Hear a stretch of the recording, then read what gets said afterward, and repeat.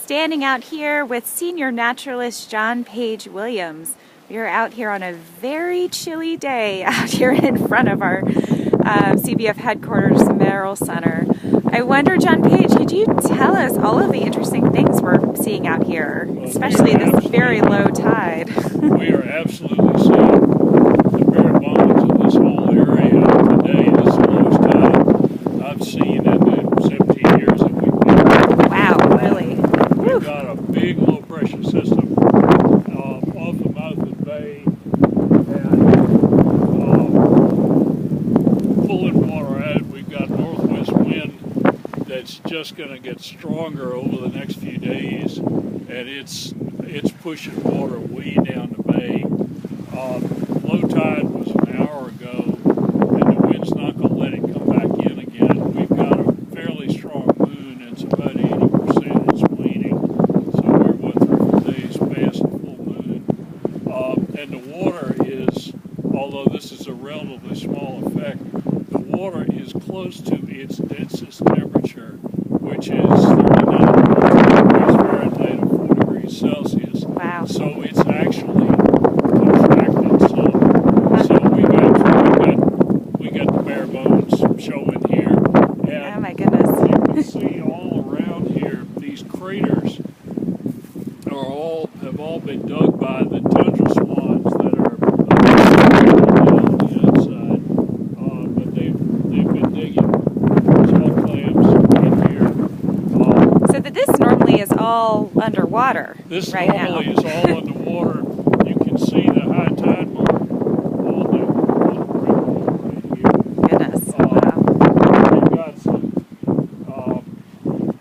sort of a mini oyster farm out here that Carl Willey, who runs our Maryland Oyster Restoration Center, and Pat Beal and Dan Johannesson put together out here.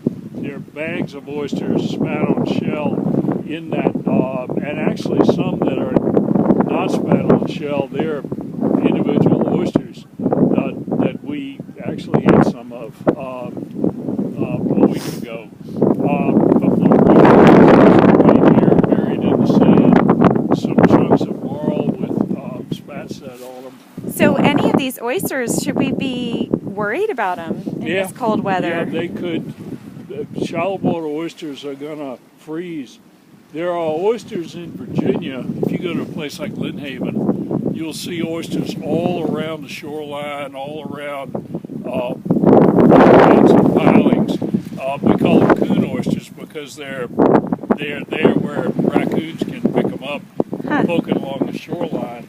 Wow. There are not many coon oysters north of the Potomac, and that's because in the intertidal zone, they are susceptible to freezing. Wow. They usually talk about Solomons in the mouth of the Patuxent as being the limit of the ice line. Although today, who knows? I mean, it's ice all the way down to Tangier, and we think about our friends down there who are trying to make a living oystering. Up on the big friend Jeffrey Pruitt running his Bibo Delvin K across the bay today. Goodness. I hope he's not Well, speaking of icy, cold weather conditions, my hands are about to fall off. Hands are falling off, and I'm delighted that your iPad is working. I think it's time to go.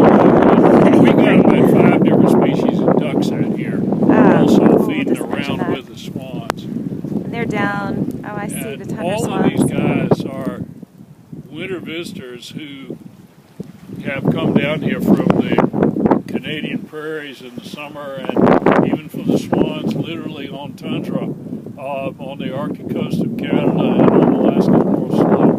And these birds have